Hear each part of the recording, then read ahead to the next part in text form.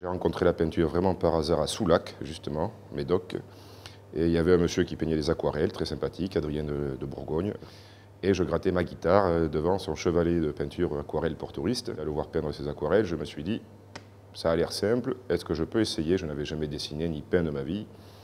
J'ai fait une aquarelle immonde, qui est pour moi mon chef-d'œuvre. J'ai posé ma guitare et j'ai dit, je ferai de la peinture ou je ferai rien.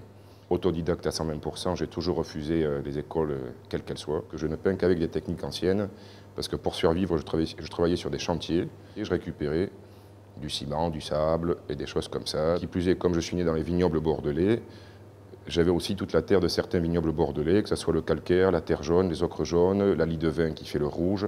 Je peignais en fait avec ce que je trouvais, un peu au fil du hasard comme ça et de mes petits boulots. Et après, il y a eu une démarche volontaire de ne travailler qu'avec des produits, des techniques et des produits anciens, pigments purs. Il y a celui à l'eau et celui à l'huile. Pour faire mes fixations, c'est avec des colles de peau d'os, de lapin, technique ancienne. Pour monter en matière, je rajoute de la chaux.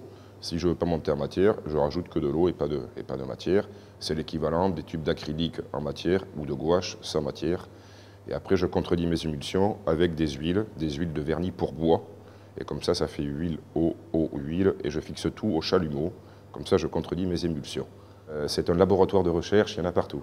C'est précis, c'est au pigment, alors après c'est à la truelle aussi, mais pour avoir les lumières et les couleurs, c'est vraiment de la chimie, c'est un laboratoire de recherche. Et je suis toujours en perpétuelle recherche de lumières différentes, donc de pigments différents, d'ocres différents.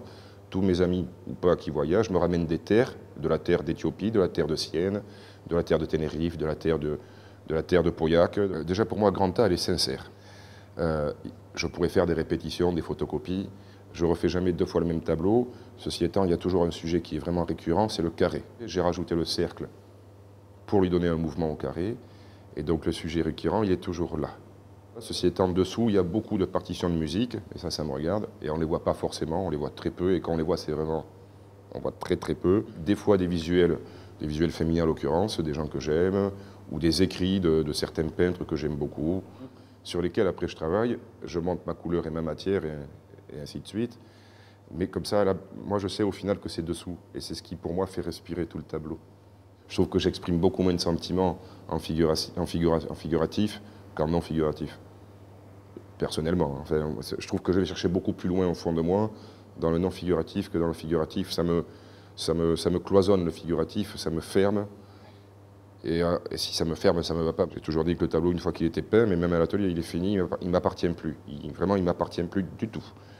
C'est le regard des autres qui le font vivre, c'est pas moi. Comme la musique, on peut être super musicien, si on joue tout seul chez soi, ça n'existe pas, c'est pas partagé, c'est l'oreille ou le regard des autres qui font vivre ce qu'on crée. Vraiment, j'ai toujours dit que ma peinture était carrefour de rencontres, un carrefour de rencontres, et voilà, ma peinture me permet de rencontrer d'autres gens. Et ça, j'aime beaucoup.